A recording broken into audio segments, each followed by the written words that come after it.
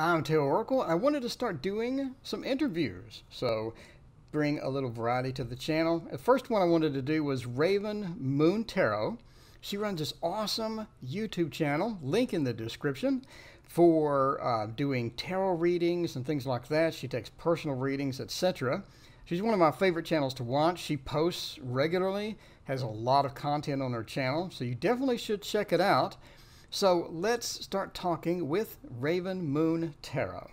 Oh, so what's going on? Nothing much. I'm just sitting down. I just actually got done doing a reading. Doing it on YouTube, but I did a personal the other day.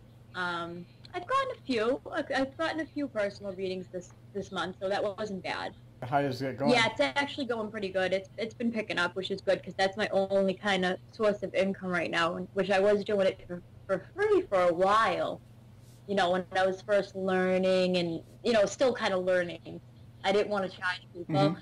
And then, you know, it got to a point where I was like, well, I'm doing this and I'm taking my time and energy and I'm really working at other parts of it. I'm doing, you know, I'm using my energy, my time, things like that. So I think it's kind of just to kind of ask for a small amount of money that I think is affordable for everybody. So interesting too.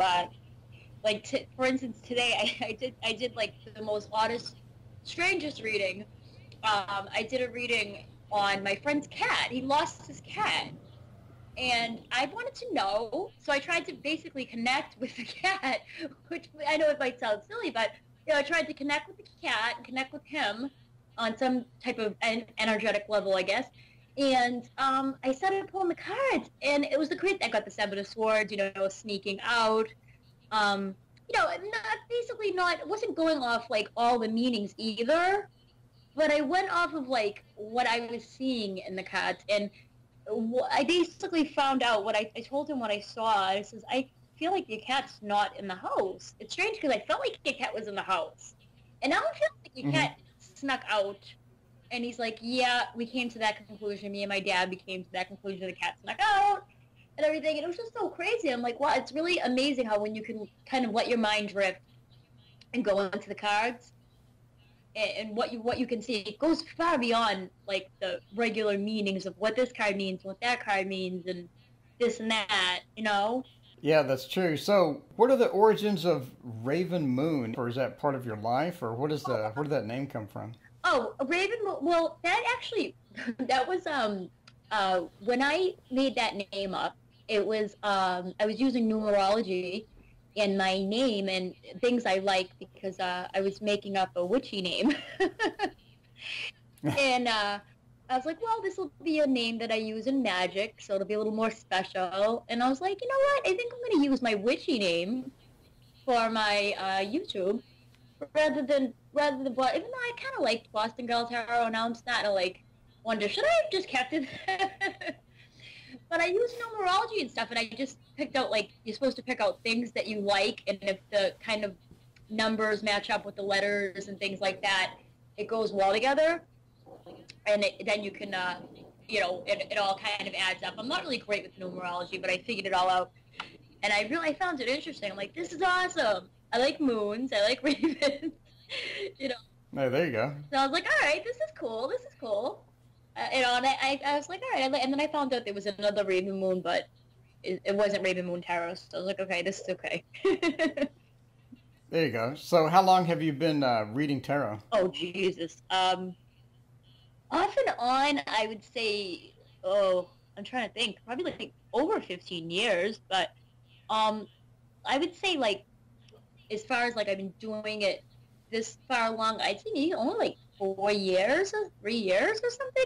But I first got my first deck when I was Christ, I think it was like 13 or something when I first got first deck, my first tarot card deck. I remember I was walking by a store in Boston with my cousin, and it was like, there's a witch in that store. I know there's a witch in this. There's just things like that always kind of intrigued me. And when I went inside, I was like, oh, this is amazing. And I saw a deck of tarot cards, and my cousin actually bought them. and she had them, and I was so intrigued with them, and I played with them. She didn't play with them. She kept them in a box too, a velvet box, a box that had velvet inside of it. And she didn't really know. We were kids. We didn't really know anything about that, but I was just always so interested. It was like somewhere in the back of my subconscious, I kind of knew about it.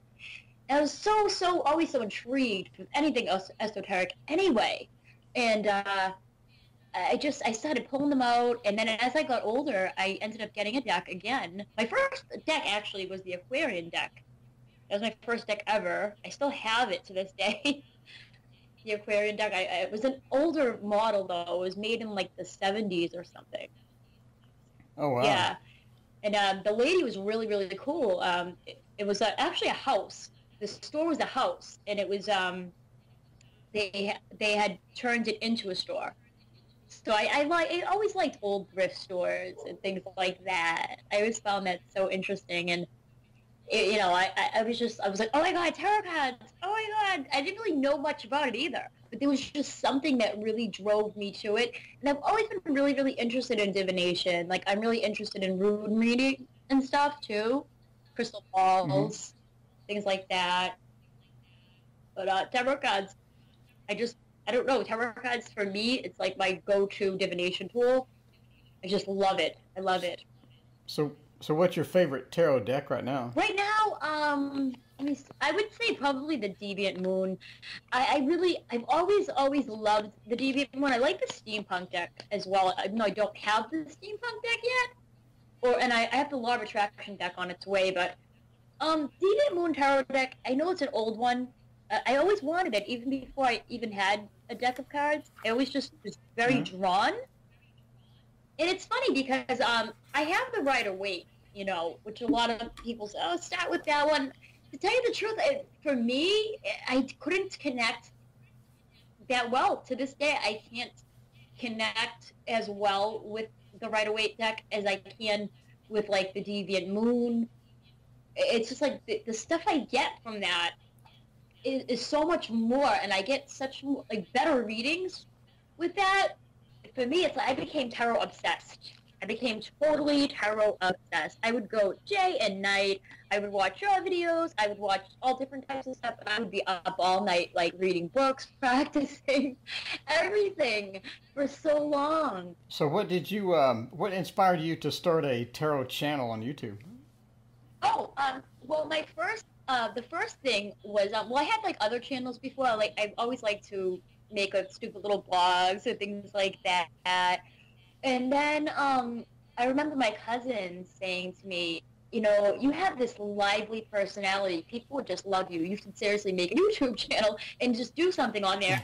And I'm like, oh, no. And I was going to do crafts with kids. That was literally what I was going to first do. And it just wasn't, I enjoy it, but it wasn't like what I was meant to do. It wasn't my calling. And I really just felt like tarot was for me. And then I used to watch other readers on YouTube and stuff, but I still do. And I loved it. I loved getting my own readings and still do. And I had spoken to another reader, and his name was 33 Tarot, I think it was called. 33 Tarot. And he said to me, why don't you make a channel? Because I said, I read, or something like that. And he says, make a channel. I'll help you edit your videos and all this stuff. And I'm like, what? So it was like, it was a mixture of that and my cousin also saying to me, it was a mixture of that. I'm like, oh my God, I'm so sorry. It was a mixture of that and my cousin saying to me, make a channel and this and that. And it just really took off from there. It's like within such a short time. I couldn't believe it. And then That's cool. Yeah, I really became it just became like my life. So where do you want your channel to go? Like, where do you see your channel in 3 years, 5 years kind of thing? Oh, to be honest, I don't want to sound like too, honestly, it is the world to me. I can't lie. It's the world to me. And I want it to really inspire people. And I want it to be big. I mean, I do. I want it to be big. I want to reach as many people as I can and just kind of give guidance and help. I do want to go in a little bit more of a positive direction with it. I mean, I've seen like mistakes that I've made and things like that. I've looked back on some of my videos, and I would look back at like videos from 3 months ago, and I could say, you know, there were things that I did that I would say, oh, you know, well, this is something I shouldn't do, or this is something I should do. That really worked for me, you know, or you know, there was some stuff that I probably shouldn't have said or shouldn't have did, but I guess that's all the learning process, the learning curves. But Mm-hmm. I mean, I want it to be, of course I do want to be a big YouTuber someday. I definitely do. I definitely do. I'd be lying if I said I didn't. But, yeah, I just love it. I really, really love the tarot, and I do. I love having a channel.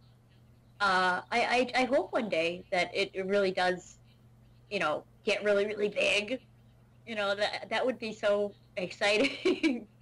It really would. Yeah, that'd be cool. There's some channels that have like 200,000 subscribers. I I mean, know. When I hit 1,000, I was like, it was right before my birthday. And I remember saying, if I hit 1,000 by my birthday, that would be the greatest present I ever get. And I hit mm-hmm. 1,000 before my birthday, and I was almost crying. Oh, that's awesome. You're at the 20, you're almost at 2,300 now. Yeah. I'm like, Jesus Christ. And it's funny because, you know, before I hit 1,000, I was like, oh my God, 1,000. Oh, wow, like it was so many. And now it's like, I'm still small potatoes. But you know, I'm like, it's like, I look at it like, it'll come, you know, little by little. Like, I'm not trying to be like a star or anything like that, but I just really do kind of like to reach people, because I always think to myself, wow, there's a message that somebody needs to hear, and I really want to be able to be a little more positive, but I don't want it to be all rainbows and gumdrops, because that's just not the way life is, and I want to Mm-hmm. just always stick to who I really am, and always give it that. People love that about me, though, the raw honesty. Like, I can give them the honesty in a positive way, you know. People really seem to like that when I'm honest. Yeah, if you're all positive all the time and Yeah, it's a bit like too much, then people sort of sense that and gravitate elsewhere. Yeah. yeah, it becomes kind of phony, and it's just like that's just not who I am. I can't do that, you know. And I tell people, like, I'm sorry if you don't like what you hear. Maybe I'm not the reader for you if I'm not, but I'm going to try to be as positive as possible, but I'm going to tell you the truth of everything I feel, everything I see, what I'm really getting from this. And it's a very, very enjoyable process. So I love it. To me, it's like more than a hobby. I don't know. I'm not obsessed with it, but I definitely, I feel like it's a calling.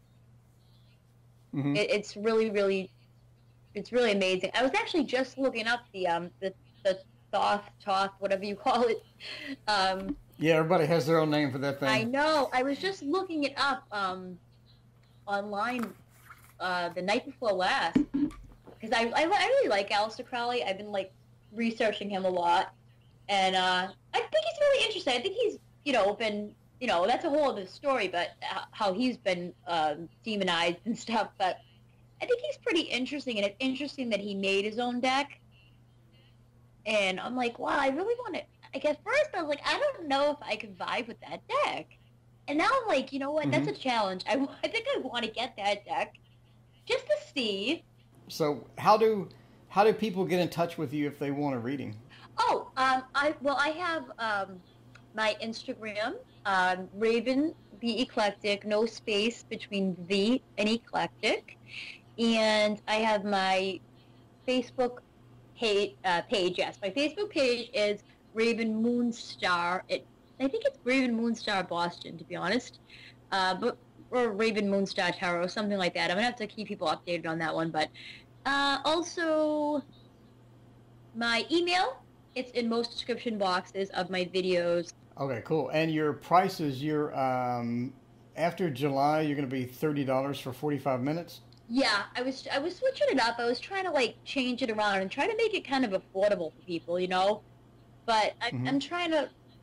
Yeah, I mean, I'll probably do. I think $30 is fair, but I will work with people. I'm not, you know, like I will work with people. But I think $30. Right now, I'm just doing $25. you know, for like 30 minutes. But I say 15 to 30 minutes, but I can go over that. You know what I mean? If I'm a talker, so. Mm-hmm. It's all good. Yeah, most people are $1 a minute. I mean, that's pretty standard from what I've seen around. So yeah. Yeah, that's what I was thinking. I wanted to not like lowball myself, but I didn't want to really dig into anybody else's pockets too much either. And I says, well, what can I afford? Really don't have a very high budget.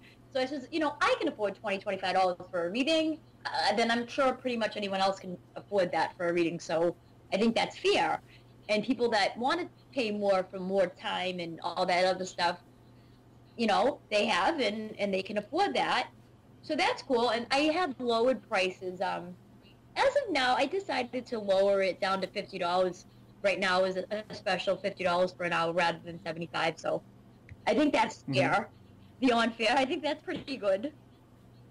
Yeah, that's amazing. That's really good. Because it's all about, you know, it's all about like wanting to, you know, I have to value what I do too and my time and energy.